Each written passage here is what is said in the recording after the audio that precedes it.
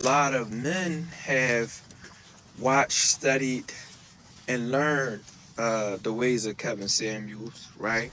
One of the other dangers of social media is that men can figure out, not just men, people, women too. People can figure out how to master social media. And it just becomes another tool on the tool belt.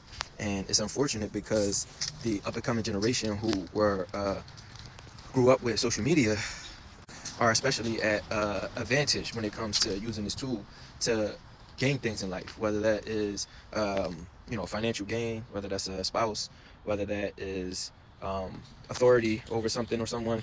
Now, social media can be used to manipulate. We see that happening now with the media and how it constantly puts out so much information that by the time you authenticate one thing, it's already 20 other things that need your attention, right? For people who didn't grow up with social media, this can become burdensome quick, and we tend to just kind of accept the movement of the crowd to be the correct direction. And matter of fact, it don't even matter if you grew up with it or not. This could be this groupthink and this following the crowd can affect all generations, whether you grew up with social media or not. The only difference really is that a lot of times the older generation that didn't grow up with social media can transfer the authority that they have built in the real world onto these social platforms, and it basically is almost as valuable, right? Probably even more valuable in the real world, because the actual people that are following you know you in the real world, not just on social media. But I digress. This becomes very dangerous because, these men and women that figure out how to manipulate social media without having this real world experience, then become just gain as much authority as somebody who gained it in the real world.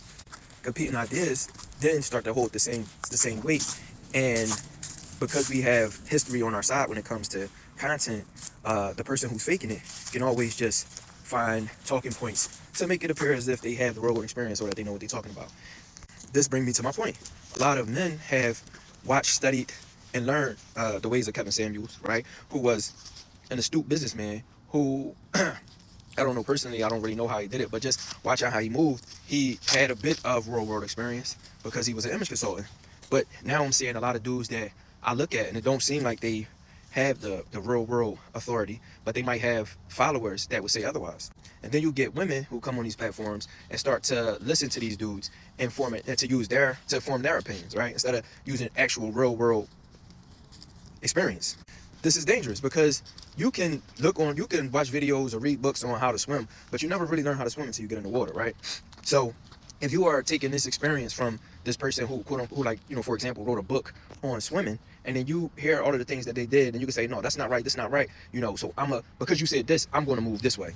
This creates an expectation, and expectations create your reality.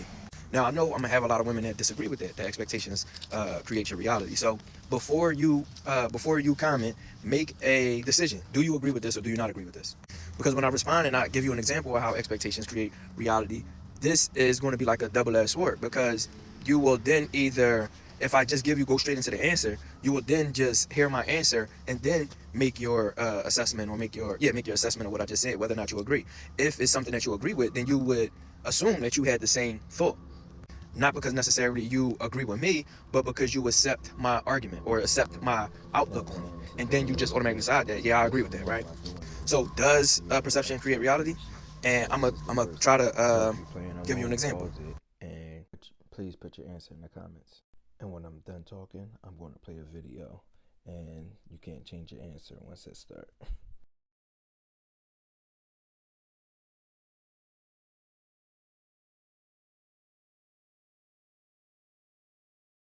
Oh my God! Oh, shut up! Shut up! Shut up! Shut up! Shut up! Shut up! Shut up! Okay, don't nobody say anything. Don't say anything! Oh my gosh! No, what? No, What? Louis, I'm just playing. All right, here we go. Put your hand in there, Louis. Put your hand. Go all the way in. Lower. Go all the way in. Oh, what is that, bro? No, what is that, bro? What is that? Why does it feel like that? Why does it feel like that? Oh my God, Mom! Why does it feel slimy? It feels slimy. It's right on the bottom. Is it alive? Is it dead? Gotta get in there. It's right on the bottom. Oh my god, oh my god. Oh my god. Why is it moving? Why is it moving, bro? Oh my god. Oh my god. What is that? Hey, Louis, Is it ice? Is it ice? What does it feel like? What does it feel It like? feels sticky. It feels slimy. Really? Oh my god. Tell me it's not a snake. Oh my god, it's not a snake. Why is it moving? Why is it not a snake? Take a guess. Hold on. Oh my god. It has to be a... Is it a dead rat? No. Is it a dead rat? It's alive. Take a guess. It's moving again. You gotta go to the corner a little bit. Oh my god. No, no, no. Oh my god. All right, so hopefully you said no, and then the video made you think yes. And that's just an example of why sometimes when you rely on people on social media to be your barometer, that you end up with the false conclusion. And it wasn't slimy, it was furry. You'll notice the first thing his friend said was don't say nothing, because this was creating expectations for him that prevented him from moving and from instilling, and it instilled fear in him because his expectation had created his reality.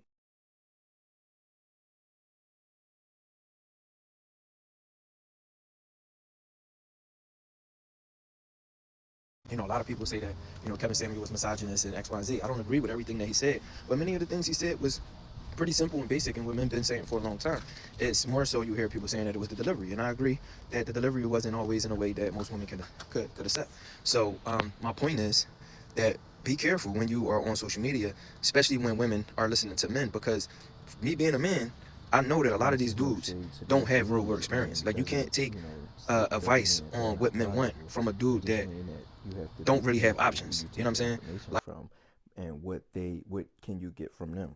It's a saying that goes, if you can't be used, you're useless.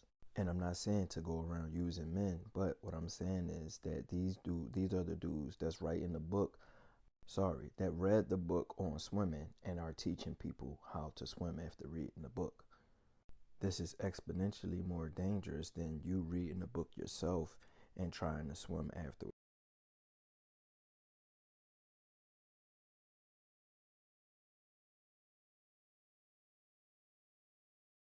Like, and I mean, that sounds kind of superficial, but if you don't have the option to get the woman that you want, then your perspective, your perception of reality is skewed. And most women who are usually the ones being courted are the ones that's being approached. It doesn't help women to take a talking point from a man that wouldn't approach them, or that wouldn't that they wouldn't be attracted to, or that wouldn't meet their standards. You know what I'm saying? The advice that they can give you is not really that beneficial to you. So don't allow them to create your perception.